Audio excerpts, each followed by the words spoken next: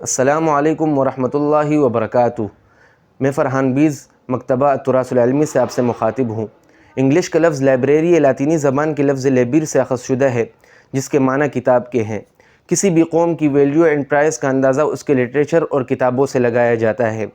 عہد وسطیٰ کے اسلامی دور میں کتابوں کی کیا اہمیت تھی، علم کے پھیلانے میں مسلمانوں نے کیا کردار ادا کیا، کتب خانوں کو کیا اہمیت حاصل تھی، مسلمان علماء و سائنسدان کی کیا قدر و قیمت تھی۔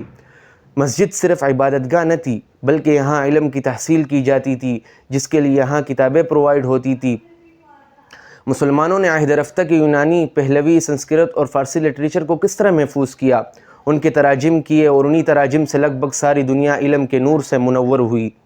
مسلمانوں نے کاغذ سازی کا فن موجودہ قرغستان میں 8ویں صدی میں چینیوں سے سیکھا تھا۔ اس کے بعد مسلمان کاغذ کی ایجاد کو ہندوستان اور یورپ لے گئے۔ جلد ہی اس ایجاد کے طفیل بغداد، قاہرہ اور قرطبہ میں پبلک لائبریریاں قائم ہوئیں، جہاں کتابیں کاغذ پر لکھی جانے لگیں۔ اسلامی دنیا میں لائبریریوں کے مختلف نام بھی تھے، جیسے بیت الحکمہ، دارالحکمہ، دارالعلوم، بیت الکتب، دارالکتب وغیرہ شامل ہے۔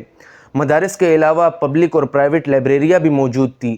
لائبریریوں کے مختلف عہدیدار یعنی ناظم، محتمم، جلساز، پروف ریڈر اور رائٹر وغیرہ بھی تھے۔ پہلی اسلامی لائبریری کی بنیاد اموی خلیفہ معاویہ ابن ابی سفیان نے دمشق میں رکھی تھی۔ ان کی ذاتی لائبریری کا نام بیت الحکمہ تھا، جو آنے والے ادوار میں انکریز ہوتا رہا۔ اس دور میں کتاب کی انڈسٹری کا محور مسجد ہوتی تھی۔ چھوٹی لائبریریاں تمام کی تمام مسجدوں کا حصہ تھی، جن کا مقصد یونانی، پہلوی اور سنسکرت لٹریچر سے عربی میں نقول تیار کرنا تھا۔ اکثر امیر ترین مسلمان اپنی لائبریریاں مساجد کو وقف کر دیتے تھے۔ مسجد امام ابو حنیفہ کی بغداد میں کافی بڑی لائبریری موجود تھی، جس میں مورخ واقدی رحمۃ اللہ علیہ نے اتنی کتابیں چھوڑی جو 600 شیلفوں میں سمائی جا سکتی تھی۔ والسلام۔